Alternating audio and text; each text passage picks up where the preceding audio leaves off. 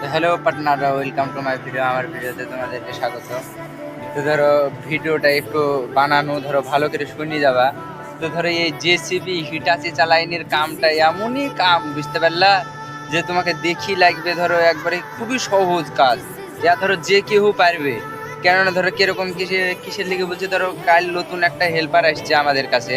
তো ও বলছে আমি জানি চালাইনি, আমি ধরো দেখেছি চালাইনি, কি কে চালাতে হয় তাও জানি।